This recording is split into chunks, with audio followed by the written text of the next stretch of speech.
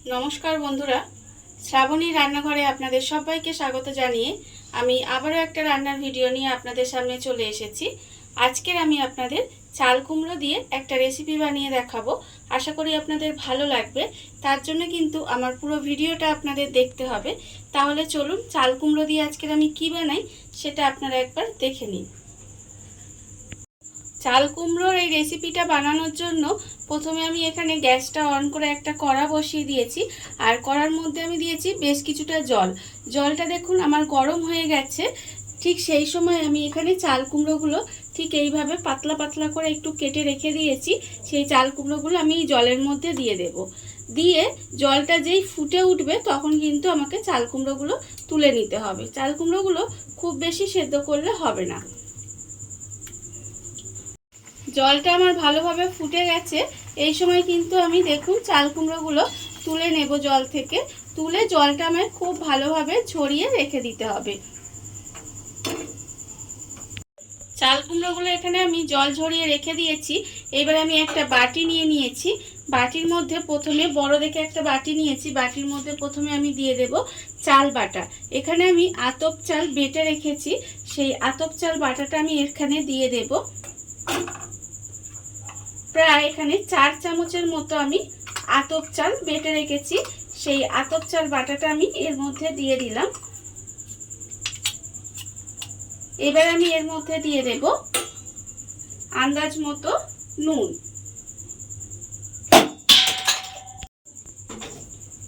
নুনটা দেওয়ার পরে এবার আমি এর মধ্যে দিয়ে দেব বেসন। এখানে আমি 4 চামচ কিন্তু চাল বাটা রেখেছি, সেখানে আমি এখানে 2 চামচ বেসন দিয়ে দিলাম। এইবারে আমি এর মধ্যে দিয়ে দেব অল্প সামান্য একটু কালো জিরে। আর দেব আমি এখানে হাফ চামচ হলুদের গুঁড়ো। আর আমি এর মধ্যে দেব 1 চামচ লঙ্কা গুঁড়ো। এটা কতটা ঝাল খাবেন সেটা বুঝে কিন্তু লঙ্কা গুঁড়োটা ব্যবহার করবেন। এবার দেব অল্প 1 চিমটি মতো এখানে আমি খাবার সোডা রেখেছি, সেটাও আমি এর মধ্যে দিয়ে দিলাম।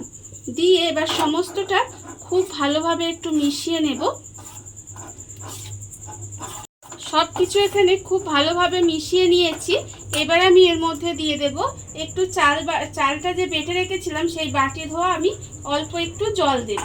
দিয়ে এটা একটা ব্যাটার বানিয়ে নিতে হবে। ব্যাটারটা আমার এখানে রেডি হয়ে গেছে। দেখুন ব্যাটারটা ঠিক আমি কীরকম বানিয়ে নিয়েছি। এই যে এটার ঘনত্ব কিন্তু এরকম হয়েছে, খুব ঘনও হয়নি আবার খুব পাতলাও হয়নি। আমি আপনাদের চামচের পেছন দিয়ে দেখিয়ে দিচ্ছি। দেখুন এরকম কিন্তু একটা লেয়ার তৈরি হয়েছে। এইভাবে ব্যাটারটা তৈরি করে নিতে হবে। আর অন্যদিকে দেখুন আমি গ্যাসটা অন করে একটা কড়া বসিয়ে দিয়েছি। কড়ার মধ্যে দিয়ে দিয়েছি সাদা তেল। তেলটা কিন্তু আমার গরম হয়ে গেছে। এইবারে আমি 1 চামচ গরম তেল আমি এই ব্যাটারের মধ্যে দিয়ে দেব। দিয়ে খুব ভালোভাবে মিশিয়ে নিতে হবে।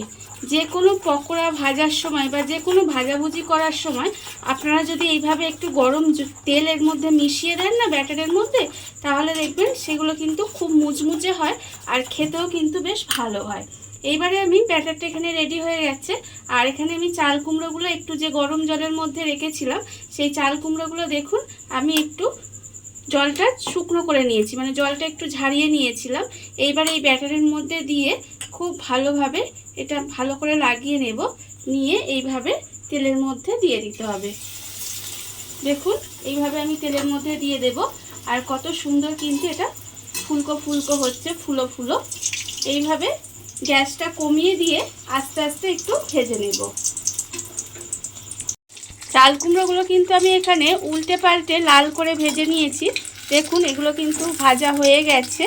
এইবারে আমি এগুলোকে তুলে রেখে দেব।